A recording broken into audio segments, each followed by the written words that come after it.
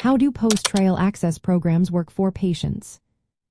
Have you ever wondered what happens to patients after they participate in a clinical trial? Specifically, how do they continue to receive the treatment that may have helped them? Let's break down how post-trial access programs work for patients. Post-trial access programs are set up to give patients who took part in clinical trials continued access to the investigational treatment once the trial is over.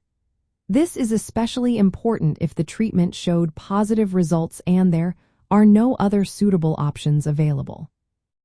These programs are usually planned during the design phase of the clinical trial. Sponsors, which are the organizations running the trial, decide if they will offer continued access based on several factors. These include the goals of the study, the availability of other treatments, and the local healthcare system. The plan for post-trial access is typically included in the trial protocol and discussed with patients during the informed consent process. This way, patients know what to expect after the trial ends. Once the trial concludes, there are different ways for patients to continue receiving the treatment.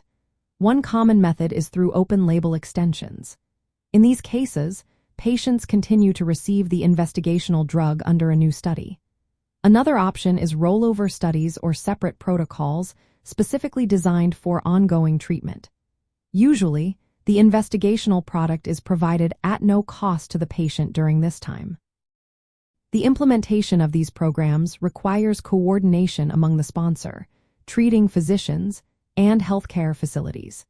Since the research doctors may not be available after the trial, local doctors often take over the ongoing care. The sponsor ensures these doctors and facilities are qualified to manage the investigational treatment safely and meet all regulatory requirements.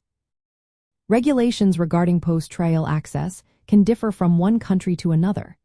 Some countries have specific rules that requiring sponsors to provide continued access to trial participants. Others may use existing pathways for expanded access. It is important to note that post-trial access programs are generally limited to patients who participated in the clinical trial, meaning new patients cannot access the investigational drug through these programs. For patients, these programs mean that if they benefited from the treatment during the trial and do not have adequate alternatives, they can keep receiving the therapy while they arrange for standard care. This helps ensure that their treatment continues without interruption after the trial ends. In essence, post-trial access programs work by planning for and providing continued treatment to trial participants after the study concludes.